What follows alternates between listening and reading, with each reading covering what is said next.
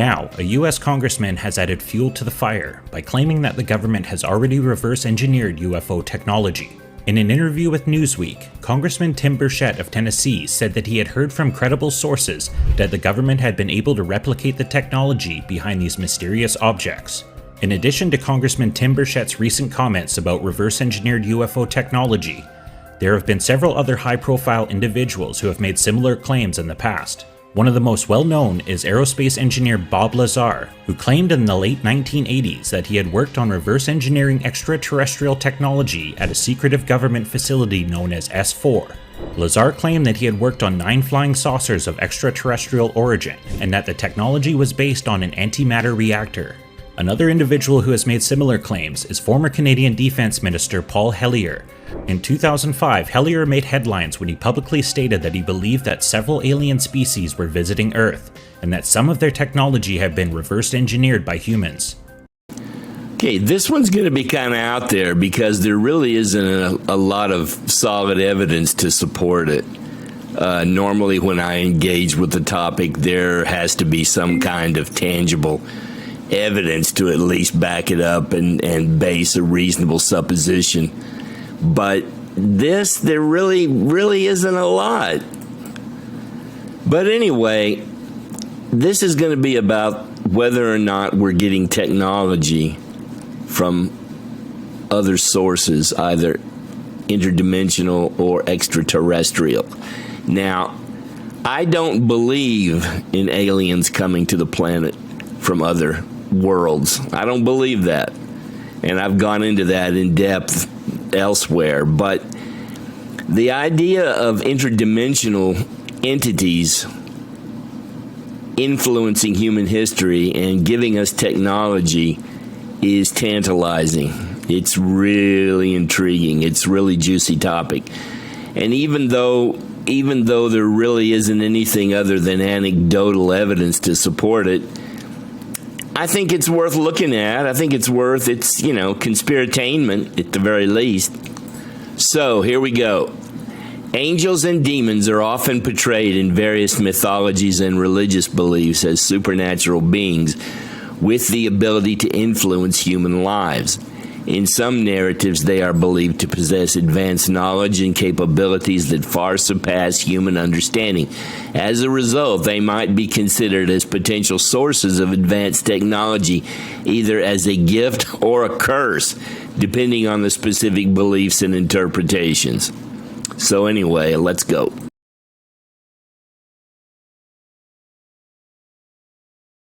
So first, let's take a look at the book of Enoch.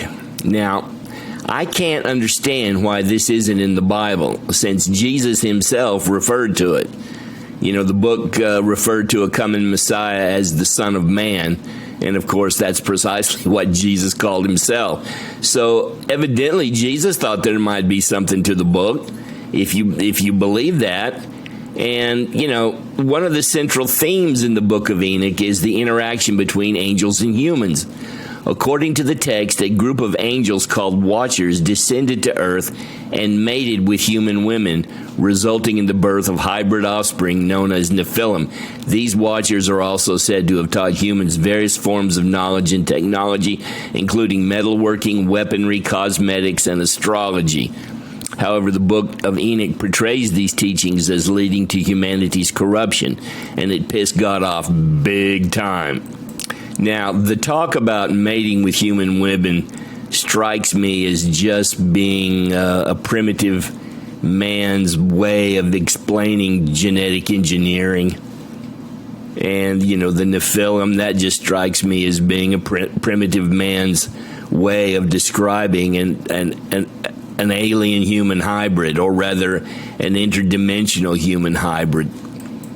And, for the longest time after I'd read this book, I couldn't figure out why giving people technology and knowledge would be a bad thing. And then it hit me. And once it hit me, it just seemed so obvious. And I'll analogize it to giving a child a gun.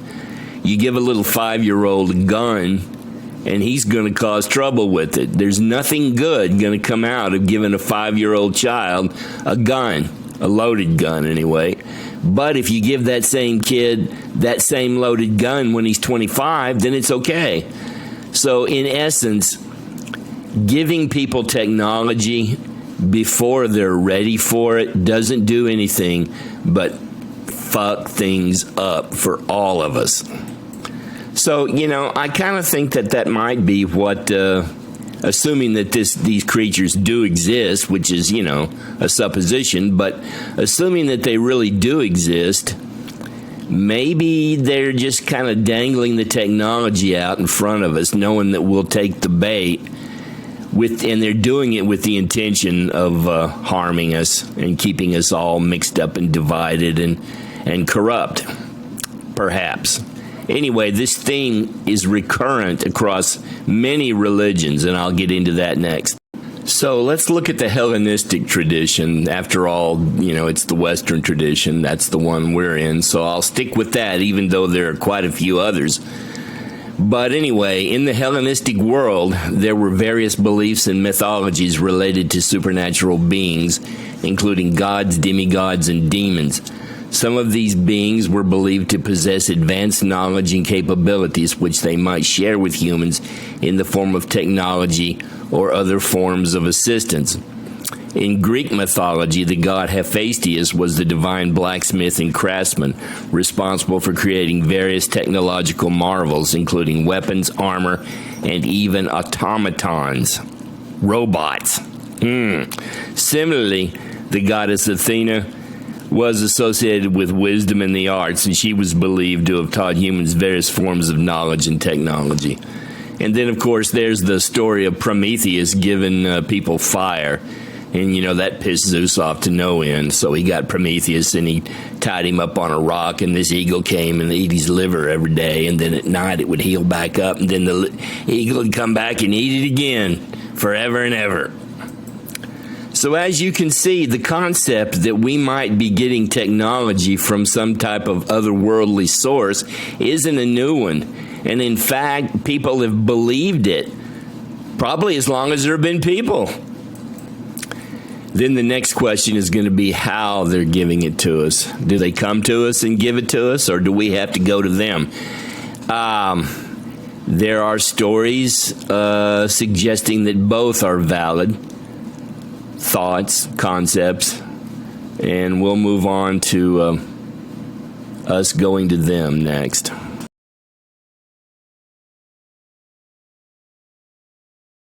Now, a lot of people think that you can make contact with other dimensions through occult rituals, and one such fellow was Jack Parsons. He's the father of American rocket science, and he has a crater on the moon named after him, and I'll just read you what it says here. John White said Jack Parsons was an American rocket engineer, chemist, and occultist who played a significant role in the development of rocket propulsion technology in the 20th century. He was a co-founder of the Jet Propulsion Laboratory and the Aerojet Engineering Corporation, both of which made major contributions in the field of rocketry and space exploration. Parsons was also deeply involved in the occult and was a follower of the English magician Aleister Crowley. He believed in the existence of other dimensions and supernatural entities that could potentially provide humans with advanced knowledge and technology. Now, is that true? Did he get advanced technology or technological breakthroughs through occult rituals? I don't know, but he thought that he was. One of his buddies was L. Ron Hubbard that founded Scientology, and he died a really mysterious death out in the desert when his house exploded with him in it. And, there's no denying that he was a very influential man. And I was glad to have Linda this morning finally say that there are live ETs on Earth at this present time, and at least two of them probably working with the United States government.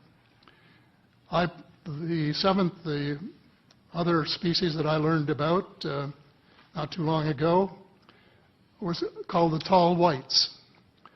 And this is when Paula Harris broke the story just a few years ago.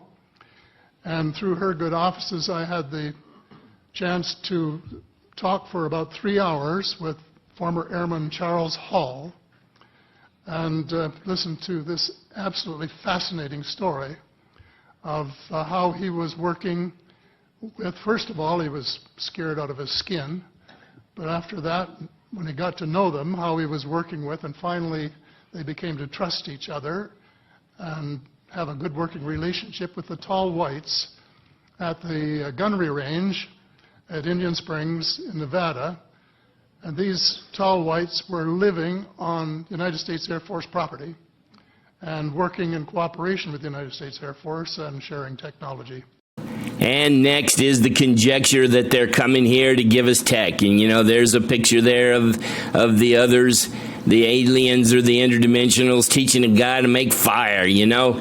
And as you've seen, it's not a new idea. It's not a new concept at all. People have been thinking about this and talking about it for probably about as long as there have been people.